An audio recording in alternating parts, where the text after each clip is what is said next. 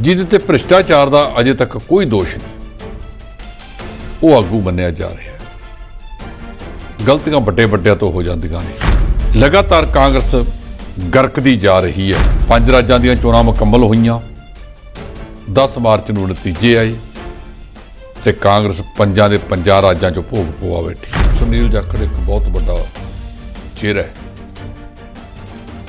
ਉਹ ਅੱਜ ਤੋਂ ਕਾਂਗਰਸ ਹੀ ਨਹੀਂ, ਉਹਨਾਂ ਦੇ ਪਿਤਾ ਜੀ ਵੀ ਲੰਬਾ ਸਮਾਂ ਕਾਂਗਰਸ ਦੇ ਵਿੱਚ ਰਹੇ, ਕਾਂਗਰਸ ਦੀ ਸੇਵਾ ਕੀਤੀ, ਵੱਡੇ ਵੱਡੇ ਅਹੁਦਿਆਂ ਤੇ ਤਾਇਨਾਤ ਰਹੇ। ਧਰਮਿੰਦਰ ਦਿਓਲ ਨੇ ਇਹ ਗੱਲ ਕਹੀ ਕਿ ਜੇ ਮੈਨੂੰ ਪਤਾ ਹੁੰਦਾ ਕਿ ਇੱਥੇ ਚੌਧਰੀ ਬਲਰਾਮ ਦਾ ਪੁੱਤਰ ਚੋਣ ਲੜ ਰਿਹਾ ਹੈ, ਮੈਂ ਕਦੇ ਵੀ ਸਨੀ ਦਿਓਲ ਨੂੰ ਗੁਰਦਾਸਪੁਰ ਉਹਦੇ ਮੁਕਾਬਲੇ ਖੜਨ ਲਈ ਨਾ ਕਹਿੰਦਾ। ਨਵਜੋਤ ਸਿੰਘ ਸਿੱਧੂ ਵੀ ਕਾਂਗਰਸ ਦੀਆਂ ਉਹਨਾਂ ਕਦਰਾਂ ਕੀਮਤਾਂ ਤੇ ਉਹਨਾਂ ਨਿਯਮਾਂ ਤੇ ਨਹੀਂ ਖਰਾ ਉਤਰ ਸਕਿਆ ਜੀ। ਘੱਟੋ ਘੱਟ ਆਪਣੇ ਪਿਤਾ ਜੀ ਵਾਲਾ ਕਾਰਜਕਾਲ ਹੀ ਵੇਖ ਲੈਂਦਾ ਕਿ ਉਹਨਾਂ ਨੇ ਕਾਂਗਰਸ ਕਿਵੇਂ ਚਲਾਈ ਸੀ। ਜਦੋਂ ਇਹਨੂੰ ਦੌਦਾ ਦਿੱਤਾ ਗਿਆ ਤਾਂ 67 ਬੰਦੇ ਦੇ ਨਾਲ, ਤੇ ਜਦੋਂ ਆਖਰੀ ਸਮਾਂ ਆਇਆ ਤੇ 5 ਨਹੀਂ ਇਹਦੇ ਨਾਲ ਖੜੇ। ਕਾਂਗਰਸੀਆਂ ਨੇ ਆਪਣਾ ਜਲੂਸ ਆਪ ਕੱਢਿਆ ਤੇ ਅੱਜ ਤੱਕ ਕੱਢ ਰਹੇ ਨੇ। ਇਸੇ ਕਰਕੇ ਤਾਂ ਨਰਿੰਦਰ ਮੋਦੀ ਕਹਿੰਦੇ ਆ ਕਿ ਅਸੀਂ ਕਾਂਗਰਸ ਮੁਕਤ ਭਾਰਤ ਕਰਦੇ ਨੇ, ਤੇ ਜਿਸ ਸ਼ਿੱਦਤ ਦੇ ਨਾਲ ਉਹ ਲੱਗੇ ਹੋਏ ਨੇ, ਮੈਨੂੰ ਲੱਗਦਾ ਉਹ ਦਿਨ ਦੂਰ ਨਹੀਂ। ਨਵਜੋਤ ਸਿੰਘ ਸਿੱਧੂ ਕਹਿੰਦਾ ਕਿ ਜਾਖੜ ਕਾਂਗਰਸ ਲਈ ਸੋਨਾ ਸੀ, ਤੇ ਫਿਰ ਉਹ ਸੋਨਾ ਸੀ, ਤੂੰ ਆ ਕੇ ਉਹਦੀ ਸੀਟ ਤੇ ਕਾਹਤੋਂ ਬੈਠਿਆ। ਫਤਿਹ ਜੰਗ ਸਿੰਘ ਬਾਜਵਾ ਕਹਿੰਦੇ ਆ ਕਿ ਅਸੀਂ ਭਾਰਤੀ ਜਨਤਾ ਪਾਰਟੀ ਵੱਲੋਂ ਬਾਹਾਂ ਉਲਾਰੀ ਖੜੇ ਆ, ਆਓ ਆਪਾਂ ਰਲ ਕੇ ਜੱਫੀਆਂ ਪਾਈਏ। ਉਹ ਕਹਿੰਦੇ ਜਿੱਥੇ ਬਾਦਲ ਪਰਿਵਾਰ ਦੀ ਅਗਵਾਈ ਹੈ, ਮੈਂ ਕਿਸੇ ਕੀਮਤ ਤੇ ਉੱਥੇ ਨਾਲ ਨਹੀਂ ਚੱਲ ਸਕਦਾ। ਜਦੋਂ ਸਿਮਰਨਜੀਤ ਸਿੰਘ ਮਾਨ ਨੂੰ ਸਾਰਾ ਅਕਾਲੀ ਦਲ ਹੱਥ 'ਚ ਆ ਗਿਆ ਸੀ, ਉਹ ਉਦੋਂ ਵੀ ਕਿਰਪਾਨ ਲੈ ਕੇ ਬੈਠ ਗਿਆ। ਜੇ ਮਾਨ ਸਾਹਿਬ ਉਸ ਵੇਲੇ ਕਿਰਪਾਨ ਛੱਡ ਕੇ ਪਾਰਲੀਮੈਂਟ ਜਾਂਦੇ ਤੇ ਅੱਜ ਆ ਮੌਜੂਦਾ ਅਕਾਲੀ ਦਲ ਦਾ ਵਜੂਦ ਇਹ ਨਹੀਂ ਸੀ ਰਹਿਣਾ, ਕੋਈ ਹੋਰ ਹੁੰਦਾ।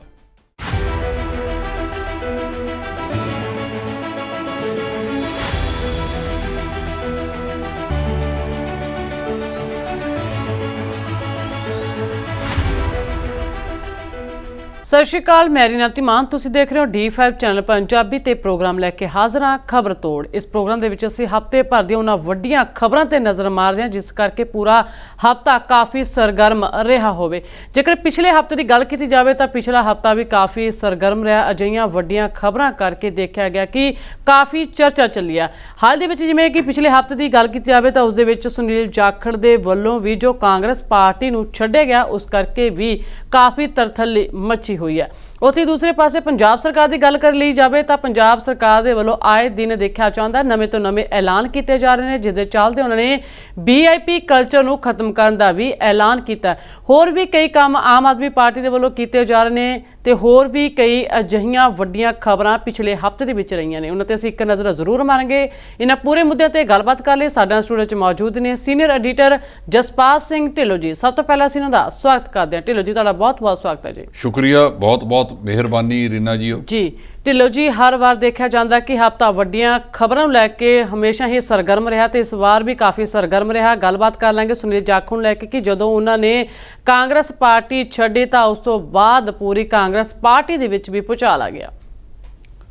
ਦੇਖੋ, ਸੁਨੀਲ ਜਾਖੜ ਇੱਕ ਬਹੁਤ ਵੱਡਾ ਚਿਹਰਾ ਹੈ।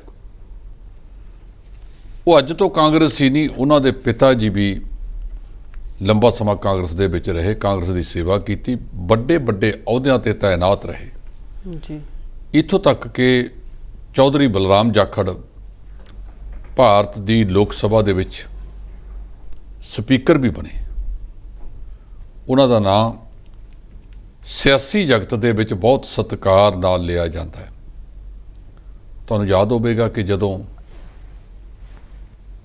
ਇਹ ਸੁਨੀਲ ਜਾਖੜ ਨੇ ਗੁਰਦਾਸਪੁਰ ਲੋਕ ਸਭਾ ਦੀ ਚੋਣ ਲੜੀ 2014 ਦੇ ਵਿੱਚ,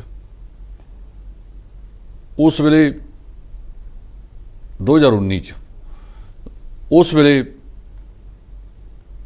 ਜਿਹੜਾ ਧਰਮਿੰਦਰ ਦਾ ਬੇਟਾ ਸਨੀ ਦਿਓਲ ਉੱਥੋਂ ਚੋਣ ਲੜਿਆ, ਜਿੱਤ ਗਿਆ।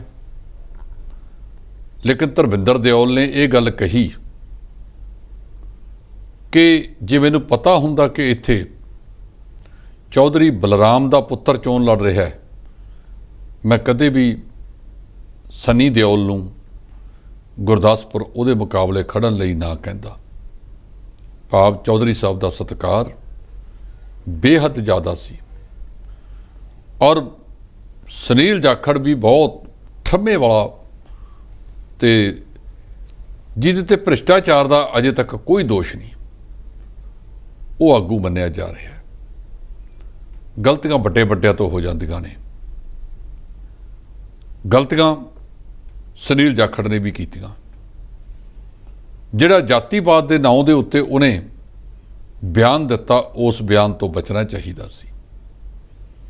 ਤੇ ਇਹਨਾਂ ਦੀ ਜਿਹੜੀ ਹਾਈ ਕਮਾਨ ਹੈ, ਮੈਂ ਅਕਸਰ ਕਹਿਣਾ ਹੁੰਦਾ ਕਿ ਉਹ ਹਾਈ ਕਮਾਨ ਹੈ, ਲੋਹ ਕਮਾਨ ਹੈ, ਦਰਮਿਆਨੀ ਕਮਾਨ ਹੈ ਜਾਂ ਡੂੰਘੀ ਕਮਾਨ ਹੈ, ਪਤਾ ਨਹੀਂ ਉਹ ਕੀ ਹੈ।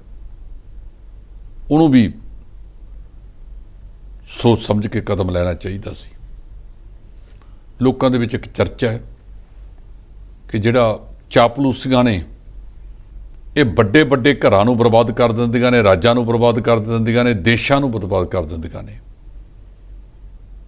ਤੇ ਕਾਂਗਰਸ ਦੀ ਜਿਹੜੀ ਇਹ ਹਾਈ ਕਮਾਨ ਸਮਝਦੇ ਆ, ਉਹ ਹਾਈ ਕਮਾਨ ਨੇ ਪਿਛਲੇ ਸਮੇਂ ਤੋਂ ਕੋਈ ਸਬਕ ਨਹੀਂ ਲਿਆ। ਲਗਾਤਾਰ ਕਾਂਗਰਸ ਗਰਕਦੀ ਜਾ ਰਹੀ ਹੈ ਜੀ।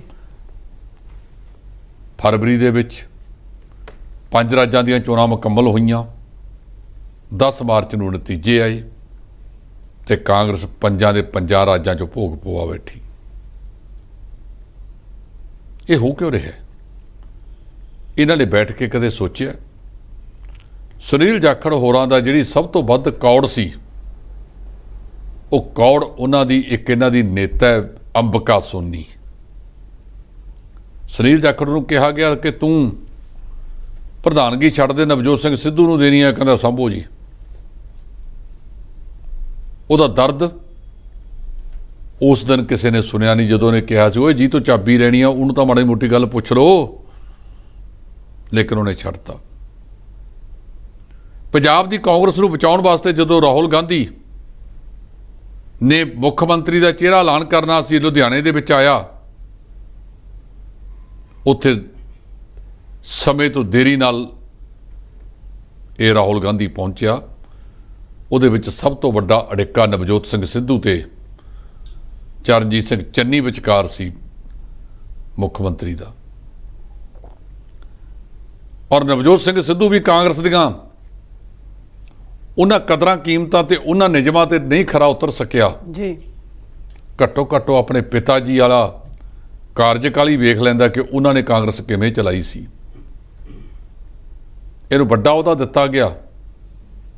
ਜਦੋਂ ਇਹਨੂੰ ਅਹੁਦਾ ਦਿੱਤਾ ਗਿਆ ਤਾਂ 67 ਬੰਦੇ ਦੇ ਨਾਲ, ਤੇ ਜਦੋਂ ਆਖਰੀ ਸਮਾਂ ਆਇਆ ਤੇ 5 ਨਹੀਂ ਇਹਦੇ ਨਾਲ ਖੜੇ। ਕਾਂਗਰਸੀਆਂ ਨੇ ਆਪਣਾ ਜਲੂਸ ਆਪ ਕੱਢਿਆ ਤੇ ਅੱਜ ਤੱਕ ਕੱਢ ਰਹੇ ਨੇ। ਹੁਣ ਨਵਜੋਤ ਇਹਨੇ ਸੁਨੀਲ ਜਾਖੜ ਨੇ ਅਲਵਿਦਾ ਕਹਿਤਾ ਕਾਂਗਰਸ ਨੂੰ। ਕਈ ਕੱਛਾਂ ਵਜਾਉਂਦੇ ਆ, ਇਹ ਕੱਛਾਂ ਵਜਾਉਣ ਦੇ ਨਾਲ ਇਕੱਲੇ ਰਹਿ ਜਾਓਗੇ। ਕਾਂਗਰਸ ਦੇ ਵਿੱਚ ਉਹ ਗੱਲ ਪਹਿਲਾਂ ਵਾਲੀ ਨਹੀਂ ਤੇ ਕਾਂਗਰਸ ਨੂੰ ਆਪਣੀ ਹੈਂਕੜ ਛੱਡ ਦੇਣੀ ਚਾਹੀਦੀ ਹੈ। ਮੈਨੂੰ ਯਾਦ ਹੈ ਬੀਬੀ ਮਮਤਾ ਬੈਨਰਜੀ ਨੇ ਕਿਹਾ ਸੀ ਕਿ ਕਾਂਗਰਸ ਦੇ ਵਿੱਚ ਉਹ ਸਮਰੱਥਾ ਨਹੀਂ ਰਹੀ ਕਿ ਉਹ ਵਿਰੋਧੀ ਧਿਰ ਦੀ ਭੂਮਿਕਾ ਨਿਭਾ ਸਕੇ। ਇਸੇ ਕਰਕੇ ਤਾਂ ਨਰਿੰਦਰ ਮੋਦੀ ਕਹਿੰਦੇ ਆ ਕਿ ਅਸੀਂ ਕਾਂਗਰਸ ਮੁਕਤ ਭਾਰਤ ਕਰਦੇ ਨੇ। ਤੇ ਜਿਸ ਸ਼ਿੱਦਤ ਦੇ ਨਾਲ ਉਹ ਲੱਗੇ ਹੋਏ ਨੇ, ਮੈਨੂੰ ਲੱਗਦਾ ਉਹ ਦਿਨ ਦੂਰ ਨਹੀਂ ਜਦੋਂ ਇਹ ਕਾਂਗਰਸ ਭਾਰਤ ਤੋਂ ਮੁਕਤ ਹੋ ਜਾਵੇਗੀ। ਉਹ ਕਾਂਗਰਸ ਜਿਹਦੀ 2/3 ਸੀਟਾਂ ਹੁੰਦੀਆਂ ਸੀ। ਅੱਜ ਲੋੜ ਹੈ ਜਾਖੜ ਵਰਗੇ ਆਗੂਆਂ ਨੂੰ ਨਾਲ ਲੈ ਕੇ ਚੱਲਣ ਦੀ। ਇਹਨਾਂ ਦੀਆਂ ਪਾਟੋ ਧੱਬਦੀਆਂ ਆਵਾਜ਼ਾਂ ਨਿਕਲੀਆਂ ਨੇ। ਨਵਜੋਤ ਸਿੰਘ ਸਿੱਧੂ ਕਹਿੰਦਾ ਕਿ ਜਾਖੜ ਕਾਂਗਰਸ ਲਈ ਸੋਨਾ ਸੀ, ਤੇ ਫਿਰ ਉਹ ਸੋਨਾ ਸੀ, ਤੂੰ ਆ ਕੇ ਉਹਦੀ ਸੀਟ ਤੇ ਕਾਹਤੋਂ ਬੈਠਿਆ? ਉਦੋਂ ਹੀ ਕਹਿੰਦਾ ਇਹਨਾਂ ਨੂੰ ਕਿ ਮੈਂ ਤਾਂ ਮੁੱਖ ਮੰਤਰੀ ਬਣਨਾ ਹੈ। ਜਾਖੜ ਸਾਹਿਬ ਨੂੰ ਰਹਿਣ ਦਿੰਦੇ, ਅਮਰਿੰਦਰ ਸਿੰਘ ਨੂੰ ਉਤਾਰ ਕੇ ਤੈਨੂੰ ਮੁੱਖ ਮੰਤਰੀ ਬਣਾ ਦਿੰਦੇ, ਨਾਲੇ ਪਤਾ ਲੱਗ ਜਾਂਦਾ ਕਿ ਕਿੰਨੇ ਕੁ ਪਾਣੀ 'ਚ ਆ ਸਾਰਾ। ਇਹ ਗੱਲ ਸੰਭਵ ਨਾ ਹੋ ਸਕੀ। ਅੱਜ ਵੀ ਰਾਜਾ ਵੜਿੰਗ ਕਹਿੰਦੇ ਨੇ ਕਿ ਉਹਨੂੰ ਕਾਂਗਰਸ ਨੇ ਬਹੁਤ ਦਿੱਤਾ। ਸੁਖਜਿੰਦਰ ਸਿੰਘ ਰੰਧਾਵਾ ਕਹਿੰਦੇ ਨੇ ਉਹਨੇ ਕਾਂਗਰਸ ਦੀ ਪਿੱਠ 'ਚ ਛੁਰਾ ਤੋਂ ਖੋਪਿਆ। ਕੈਪਟਨ ਅਮਰਿੰਦਰ ਸਿੰਘ ਦਾ ਆਪਣਾ ਬਿਆਨ ਹੈ ਜੀ। ਫਤਿਹ ਜੰਗ ਸਿੰਘ ਬਾਜਵਾ ਕਹਿੰਦੇ ਆ ਕਿ ਅਸੀਂ ਭਾਰਤੀ ਜਨਤਾ ਪਾਰਟੀ ਵੱਲੋਂ ਬਾਹਾਂ ਉਲਾਰੀ ਖੜੇ ਹਾਂ, ਆਓ ਆਪਾਂ ਰਲ ਕੇ ਜੱਫੀਆਂ ਪਾਈਏ। ਇਸ ਤਰ੍ਹਾਂ ਵੱਖ-ਵੱਖ ਆਗੂਆਂ ਦੇ ਵੱਖ-ਵੱਖ ਬਿਆਨ ਨੇ।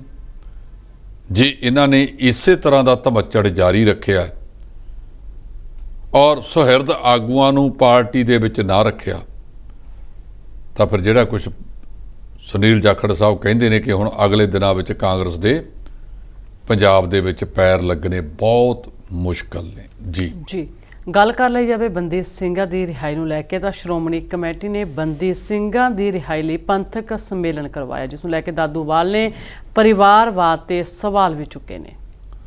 ਜਿਸ ਵੇਲੇ ਇਹ 11 ਮਈ ਨੂੰ ਸਮਾਗਮ ਕਰਾਇਆ ਗਿਆ ਜੀ, ਲੋਕਾਂ ਦੇ ਵਿੱਚ ਬੜੀ ਹੈਰਾਨਗੀ ਸੀ ਕਿ ਸਰਨਾ ਭਰਾ ਜੀਕੇ, ਇਹ ਦਾਦੂਵਾਲ ਸਾਹਿਬ, ਸਿਮਰਨਜੀਤ ਸਿੰਘ ਮਾਨ ਤੇ ਹੋਰ ਇਹ ਸਾਰੀਆਂ ਜਥੀਆਂ ਇੱਕ ਮੰਚ ਤੇ ਇਕੱਤਰ ਨੇ ਤੇ ਉੱਥੇ ਮਤਾ ਵੀ ਪਾਸ ਹੋਇਆ। ਲੋਕਾਂ ਨੂੰ ਚੰਗਾ ਲੱਗਿਆ ਕਿ ਸਾਰੇ ਇਕੱਠੇ ਹੋ ਕੇ ਬੈਠੇ ਨੇ। ਉੱਥੇ ਮਤਾ ਪਾਸ ਹੋਇਆ ਕਿ ਬੰਦੀ ਸਿੰਘਾਂ ਦੀ ਰਿਹਾਈ ਲਈ ਸਾਰੇ ਇਕਜੁੱਟ ਹੈ। ਬਲਦੇਵ ਸਿੰਘ ਸਿਰਸਾ ਵੀ ਉੱਥੇ ਗਏ, ਜਿਨ੍ਹਾਂ ਨੇ ਸਭ ਤੋਂ ਵੱਡੀਆਂ ਕੁਰਬਾਨੀਆਂ ਕੀਤੀਆਂ ਨੇ। ਇਹ ਸ਼੍ਰੋਮਣੀ ਕਮੇਟੀ ਜਿਸ ਮਾਮਲੇ ਵਾਸਤੇ ਚੁੱਪ ਕਰੀ ਬੈਠੀ ਰਹੀ ਕਿ ਸਿੱਖਾਂ ਦੇ ਇਤਿਹਾਸ ਨਾਲ ਛੇੜਛਾੜ ਕੀਤੀ ਜਾ ਰਹੀ ਹੈ, ਕਿਉਂਕਿ ਜਿਨ੍ਹਾਂ ਤੇ ਦੋਸ਼ ਲੱਗਦਾ ਹੈ ਕਿ ਨਾਗਪੁਰ ਵਾਲੇ ਪਾਸੋਂ ਸੁਨੇਹਾ ਲੈ ਕੇ ਉਹ ਆਉਂਦੇ ਨੇ, ਉਹ ਤਾਂ ਨਾਲ ਬੈਠੇ ਸੀ।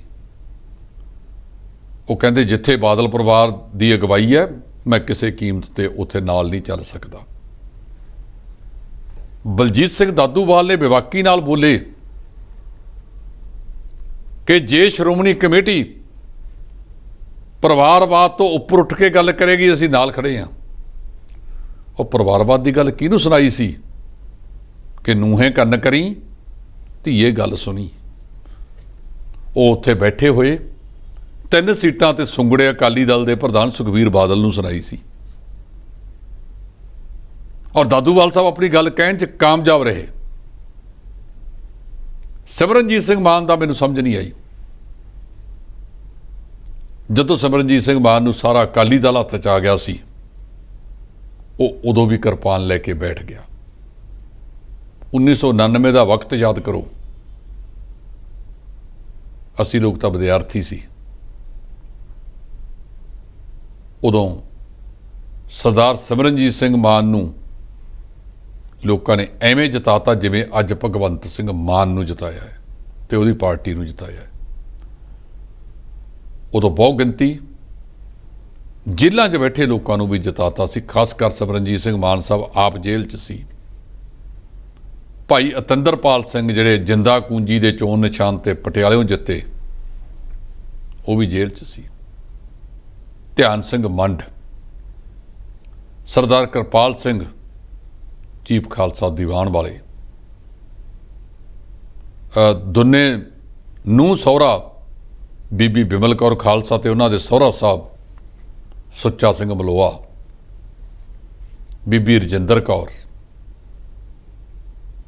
ਇਹ ਉਹ ਸ਼ਖਸੀਅਤਾਂ ਸਨ ਜਿਹੜੇ ਉਸ ਵੇਲੇ ਮਾਨ ਸਾਹਿਬ ਦੀ ਸਰਪ੍ਰਸਤੀ ਦੇ ਹੇਠ ਜਿੱਤੇ ਤੇ ਜਾ ਕੇ ਕਿਰਪਾਨ ਦਾ ਮੁੱਦਾ ਲੈ ਲਿਆ। ਜੇ ਮਾਨ ਸਾਹਿਬ ਉਸ ਵੇਲੇ ਕਿਰਪਾਨ ਛੱਡ ਕੇ ਪਾਰਲੀਮੈਂਟ ਜਾਂਦੇ ਤੇ ਅੱਜ ਆ ਮੌਜੂਦਾ ਅਕਾਲੀ ਦਲ ਦਾ ਵਜੂਦ ਇਹ ਨਹੀਂ ਸੀ ਰਹਿਣਾ, ਕੋਈ ਹੋਰ ਹੁੰਦਾ ਜੀ। ਉਹਨਾਂ ਨੇ ਬਾਅਦ ਦੇ ਵਿੱਚ ਜਦੋਂ ਸੰਗਰੂਰ ਤੋਂ ਜਿੱਤਦੇ ਨੇ ਤੇ ਫਿਰ ਕਿਰਪਾਨ ਛੱਡ ਕੇ ਚਲੇ ਵੀ ਜਾਂਦੇ ਨੇ। ਉਦੋਂ ਕਿਉਂ ਇਹ ਕਦਮ ਉਠਾਇਆ ਗਿਆ ਜਾਂ ਉਹਨਾਂ ਨੂੰ ਉਠਾਉਣ ਲਈ ਮਜਬੂਰ ਕਰ ਦਿੱਤਾ ਆ ਜਿਹੜੇ ਰਵਾਇਤੀ ਤੁਰੇ ਫਿਰਦੇ ਆ ਕਿ ਜੇ ਅੱਜ ਮਾਨ ਕਿਰਪਾਨ ਛੱਡ ਕੇ ਪਾਰਲੀਮੈਂਟ ਚਲਿਆ ਗਿਆ, ਇਹਨਾਂ ਦਾ ਵਜੂਦ ਖਤਰੇ 'ਚ ਸੀ। ਅਕਾਲੀ ਦਲ ਦਾ ਮੂੰਹ ਮਹਾਂਦਰਾ ਹੀ ਕੋਈ ਹੋਰ ਹੁੰਦਾ ਤੇ ਸ਼੍ਰੋਮਣੀ ਕਮੇਟੀ ਦਾ ਵੀ ਹੋਰ ਹੁੰਦਾ।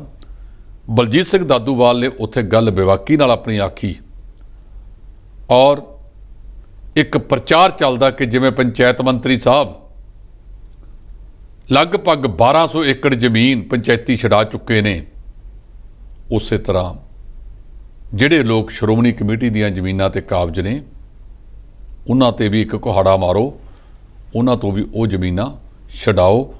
ਇਹ ਬੰਦੀ ਸਿੰਘਾਂ ਦੇ ਮਾਮਲੇ ਦੇ ਵਿੱਚ ਜੋ ਮਤੇ ਪਾਏ ਨੇ, ਇਕੱਠੇ ਹੋ ਕੇ ਬੈਠਣਾ ਬਹੁਤ ਵਧੀਆ ਗੱਲ ਹੈ, ਪਰ ਕੀ ਇਹ ਭਵਿੱਖ ਦੇ ਵਿੱਚ ਨਿਰਸਵਾਰਥ ਹੋ ਕੇ ਇਕੱਠੇ ਨਿਭ ਸਕਣਗੇ? ਇਹਦੇ ਬਾਰੇ ਅੱਜ ਕਹਿਣਾ ਮੈਨੂੰ ਤਾਂ ਘੱਟੋ ਘੱਟ ਔਖਾ ਲੱਗਦਾ ਹੈ। ਜੀ, ਮਾਨ ਸਰਕਾਰ ਦੇ ਵੱਲੋਂ ਲਗਾਤਾਰ ਦੇਖਿਆ ਜਾ ਰਿਹਾ, ਨਵੇਂ ਤੋਂ ਨਵੇਂ ਉਹਨਾਂ ਵੱਲੋਂ ਐਲਾਨ ਕੀਤੇ ਜਾ ਰਹੇ ਨੇ। ਹਾਲ ਦੇ ਵਿੱਚ VIP ਕਲਚਰ ਖਤਮ ਕਰਨ ਨੂੰ, ਜੋ ਕਿ ਜ਼ਿਲ੍ਹਾ ਦੇ ਵਿੱਚ VIP ਕਲਚਰ ਦਿੱਤਾ ਜਾਂਦਾ, ਉਸ ਨੂੰ ਖਤਮ ਕਰਨ ਦਾ ਐਲਾਨ ਕੀਤਾ ਗਿਆ। ਮੈਨੂੰ ਲੱਗਦਾ ਕਿਤੇ ਮਾਨ ਸਾਹਿਬ ਦਾ ਇਹ ਐਲਾਨ ਨਾ ਰਹਿ ਜਾਵੇ। ਜੇਲ੍ਹ ਨਿਯਮ ਬਹੁਤ ਕੁਝ ਕਹਿੰਦੇ ਨੇ, ਜੇਲ੍ਹਾਂ ਦੇ ਵਿੱਚ ਅਦਾਲਤੀ ਹੁਕਮ ਵੀ ਚੱਲਦੇ ਨੇ ਕਿ ਇਸ ਬੰਦੇ ਨੂੰ ਆਹ ਸਹੂਲਤ ਦੇਣੀ ਹੈ। ਤੁਸੀਂ ਕਿਹਾ ਸਾਰਿਆਂ ਨੂੰ ਇੱਕੋ ਰੱਸੇ ਬੰਨ੍ਹ ਦੇਵਾਂਗੇ। ਜਿਹੜਾ ਦੇਸ਼ ਦੀ ਆਜ਼ਾਦੀ ਤੋਂ ਲੈ ਕੇ ਹੁਣ ਤੱਕ ਜੀ ਇਹ ਜੇਲ੍ਹ ਨਿਯਮ ਚੱਲਦੇ ਨੇ, ਕਿ ਉਹਨਾਂ ਦੇ ਵਿੱਚ ਤਬਦੀਲੀ ਲੈ ਕੇ ਆਉਂਗੇ? ਦੇਸ਼ ਦੀਆਂ ਜੇਲ੍ਹਾਂ ਦੇ ਵਿੱਚ ਤਬਦੀਲੀ ਲਿਆਉਣਾ ਪਾਰਲੀਮੈਂਟ ਦਾ ਕੰਮ ਹੈ।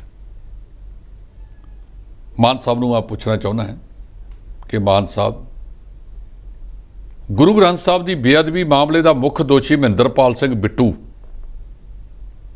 ਨਾਭਾ ਜੇਲ੍ਹ ਦੇ ਵਿੱਚ ਸੀ,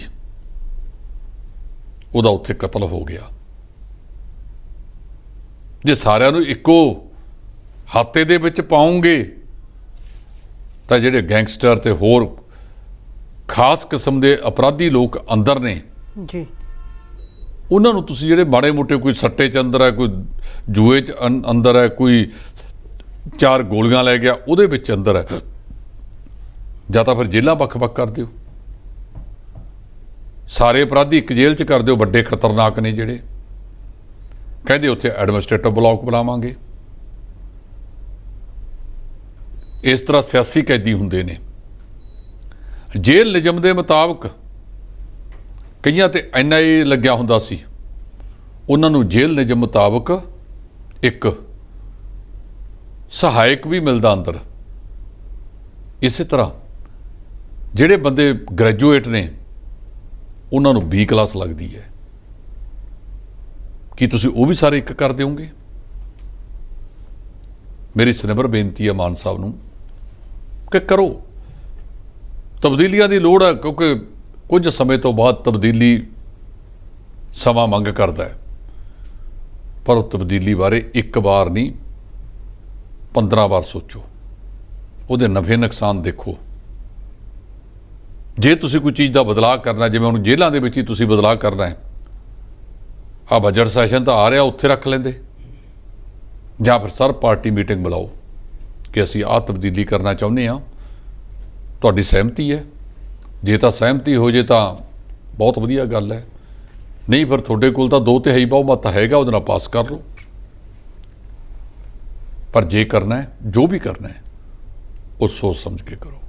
ਜੀ ਜੀ, ਕੇਂਦਰ ਸਰਕਾਰ ਨੇ ਕਣਕ ਦੀ ਖਰੀਦ ਦੇ ਮਾਮਲੇ ਦੇ ਵਿੱਚ ਢਿੱਲ ਦਿੱਤੀ ਹੈ। ਇਸ ਵਾਰ 122 ਸਾਲਾਂ ਦਾ ਰਿਕਾਰਡ ਟੁੱਟ ਗਿਆ ਮਾਰਚ ਦੇ ਮਹੀਨੇ ਦੇ ਵਿੱਚ, ਤੇ 50 ਸਾਲਾਂ ਦਾ ਰਿਕਾਰਡ ਗਰਮੀ ਦਾ ਹੁਣ ਤੱਕ ਟੁੱਟ ਗਿਆ। ਸਾਰੀਆਂ ਜਥੇਬੰਦੀਆਂ, ਖਰੀਦ ਜਥੇਬੰਦੀਆਂ, ਕਿਸਾਨ ਜਥੇਬੰਦੀਆਂ, ਅਧਿਕਾਰੀ ਇਹ ਕਹਿੰਦੇ ਆ ਰਹੇ ਸੀ ਕਿ ਜੀ ਐਗਤੀ ਮਾਜੂ ਦਾਣੇ ਦੀ ਜਿਹੜੀ ਹੈ ਉਹ ਮਾਤਰਾ ਵੱਧ ਗਈ ਹੈ। ਜਿਹੜੇ ਕੇਂਦਰ ਦੇ ਮਾਪਦੰਡ ਸੀ ਉਹ ਸੀ 6%। ਇਸ ਕਰਕੇ ਇਹਦੇ ਵਿੱਚ ਛੋਟ ਦਿੱਤੀ ਜਾਵੇ। ਇਹ ਕੇਂਦਰ ਸਰਕਾਰ ਨੇ ਛੋਟ ਦੇ ਦਿੱਤੀ ਹੈ ਤੇ ਮਾਨ ਸਾਹਿਬ ਨੇ ਉਹਨਾਂ ਦਾ ਸਵਾਗਤ ਵੀ ਕਰਤਾ। ਮੈਂ ਸਮਝਦਾ ਕਿ ਸਾਨੂੰ ਐਡਵਾਂਸ ਕਿਉਂ ਨਹੀਂ ਪਤਾ ਲੱਗਦਾ। ਜਿਹੜਾ ਤਾਪਮਾਨ ਮਾਰਚ ਦੇ ਵਿੱਚ 122 ਸਾਲਾਂ ਬਾਅਦ ਵੱਧ ਗਿਆ ਸੀ, ਕਿ ਖੇਤੀਬਾੜੀ ਵਿਭਾਗ ਦੇ ਮਾਹਰਾਂ ਨੇ ਤੁਹਾਨੂੰ ਦੱਸਿਆ ਨਹੀਂ ਕਿ ਇਹਦਾ ਕਣਕ ਦੇ ਝਾੜ ਤੇ ਅਸਰ ਪਵੇਗਾ। ਕਣਕ ਦੇ ਝਾੜ ਦੇ ਵਿੱਚ ਬਹੁਤ ਵੱਡਾ ਅਸਰ ਪਿਆ। ਇਸੇ ਕਰਕੇ ਤਾਂ ਦੂਜੇ ਦੇਸ਼ਾਂ ਨੂੰ ਭੇਜਣ ਵਾਲੀ ਕਣਕ ਤੇ ਵੀ ਸਰਕਾਰ ਨੇ ਪਾਬੰਦੀ ਲਾਤੀ ਹੈ। ਕਿਤੇ ਇਹ ਨਾ ਹੋਵੇ ਕੱਲ੍ਹ ਨੂੰ ਆਪਦੇ ਦੇਸ਼ ਦੇ ਵਿੱਚ ਭੁੱਖਮਰੀ ਫੈਲ ਜਾਵੇ ਤੇ ਸਾਨੂੰ ਆਪਦੇ ਦੇਸ਼ ਨੂੰ ਬਚਾਉਣ ਵਾਸਤੇ, ਲੋਕਾਂ ਨੂੰ ਬਚਾਉਣ ਵਾਸਤੇ ਅਨਾਜ ਦੀ ਲੋੜ ਪਵੇਗੀ। 18% ਕਰਤੀ, 6 ਤੋਂ ਬਹੁਤ ਚੰਗਾ ਕੀਤਾ। ਪਰ ਜੇ ਇਹੀ ਕੁਝ ਮਹੀਨਾ ਪਹਿਲਾਂ ਕਰ ਲੈਂਦੇ। ਇਹ ਦੂਜੀ ਵਾਰ ਆਈ ਆ ਟੀਮ ਉਹਨਾਂ ਦੀ। ਜਿਹੜੀ ਪਹਿਲੀ ਵਾਰ ਟੀਮ ਆਈ ਸੀ ਉਹ ਸਿਰਫ ਇੱਥੇ ਪੰਜਾਬ ਦਰਸ਼ਨ ਹੀ ਕਰਨ ਆਈ ਸੀ। ਮੈਂ ਸਮਝਦਾ ਕਿ ਇਹਦੇ 'ਚ ਤਾਲਮੇਲ ਦੀ ਬਹੁਤ ਵੱਡੀ ਕਮੀ ਹੈ। ਸਾਨੂੰ ਸਮੇਂ-ਸਮੇਂ ਸਿਰ ਤਾਲਮੇਲ ਰੱਖਣੇ ਬਹੁਤ ਜ਼ਰੂਰੀ ਨੇ। ਜੇ ਅਸੀਂ ਤਾਲਮੇਲ ਨਾ ਰੱਖੇ ਉਹਦੇ ਸਿੱਟੇ ਬਹੁਤ ਗੰਭੀਰ ਹੁੰਦੇ ਨੇ।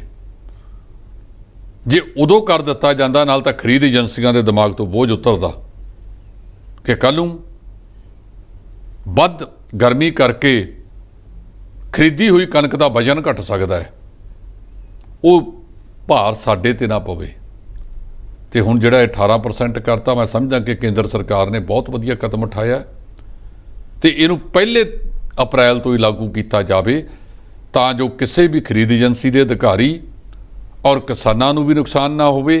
ਕਿਸਾਨਾਂ ਦੀ ਫਸਲ ਤਾਂ ਖਰੀਦੀ ਗਈ। ਇਹ ਵਕਤ ਸਿਰ ਚੱਕਣ ਵਾਲੇ ਕਦਮ ਹੁੰਦੇ ਨੇ। ਇਸ ਵਾਰ ਸਰਕਾਰ ਕਹਿ ਸਕਦੀ ਹੈ ਕਿ ਅਸੀਂ ਤਾਂ ਨਵੇਂ ਸੀ। 16 ਮਾਰਚ ਨੂੰ ਮੁੱਖ ਮੰਤਰੀ ਨੇ ਸਹੁੰ ਚੱਕੀ ਹੈ, 1 ਅਪ੍ਰੈਲ ਤੋਂ ਇਹ ਬਿਮਾਰੀ ਸਾਡੇ ਗਲ ਪੈਗੀ। ਸੋ ਜਿਹੜਾ ਫੈਸਲਾ ਕੇਂਦਰ ਸਰਕਾਰ ਨੇ ਕੀਤਾ ਇਹ ਸਵਾਗਤਯੋਗ ਹੈ। ਇਹਦੇ ਵਿੱਚ ਜਿਹਦਾ ਵੀ ਘੱਟ ਹੈ ਉਹਨੂੰ ਫਿਰ ਤੁਰੰਤ ਪੂਰਾ ਕੀਤਾ ਜਾਵੇ। ਜੀ ਢਿੱਲੋਂ ਜੀ, ਜੇਕਰ ਗੱਲ ਬਿਜਲੀ ਦੀ ਕਰ ਲਈ ਜਾਵੇ ਤਾਂ ਬਿਜਲੀ ਦੀ ਮੰਗ ਵੀ ਲਗਾਤਾਰ ਵੱਧ ਰਹੀ ਹੈ। ਬਿਜਲੀ ਦੀ ਵਧੀ ਮੰਗ ਦੇ ਕਾਰਨ ਸਨਅਤਾਂ ਤੇ ਕੱਟ ਲਾਉਣੇ ਪੈ ਰਹੇ ਨੇ। ਦੇਖੋ, ਜਿਹੜਾ ਬਿਜਲੀ ਦੀ ਮੰਗ ਹੈ ਲਗਾਤਾਰ ਵੱਧਦੀ ਜਾ ਰਹੀ ਹੈ ਜੀ। ਇਸ ਵਾਰ ਬਹੁਤ ਸਾਰੇ ਖੇਤਰਾਂ ਦੇ ਵਿੱਚ ਤਾਪਮਾਨ 48 ਡਿਗਰੀ ਸੈਂਟੀਗ੍ਰੇਡ ਤੱਕ ਪਹੁੰਚ ਚੁੱਕਿਆ ਹੈ। 48 ਜਾਂ ਇਸ ਤੋਂ ਅੱਗੇ ਆਮ ਤੌਰ ਤੇ ਅਸੀਂ ਰੇਤਲੇ ਇਲਾਕਿਆਂ ਦੇ ਵਿੱਚ ਸੁਣਦੇ ਹੁੰਦੇ ਸੀ। ਰੇਤਲੇ ਇਲਾਕਿਆਂ ਦੇ ਵਿੱਚ ਤਾਂ ਕਈ ਵਾਰੀ ਇਹ ਤਾਪਮਾਨ ਇਸ ਤੋਂ ਵੀ ਉੱਪਰ ਚੱਲ ਜਾਂਦਾ ਹੈ, 50 ਨੂੰ ਵੀ ਕ੍ਰਾਸ ਕਰ ਜਾਂਦਾ ਹੈ। ਤਾਂ ਬਹੁਤ ਸਾਰੇ 에ਅਰ ਕੰਡੀਸ਼ਨ ਕੰਪਨੀਆਂ ਨੇ ਐਲਾਨ ਕੀਤੇ ਸੀ ਕਿ ਸਾਡਾ ਏਸੀ 55 ਦਰਜੇ ਸੈਂਟੀਗ੍ਰੇਡ ਤੱਕ ਵੀ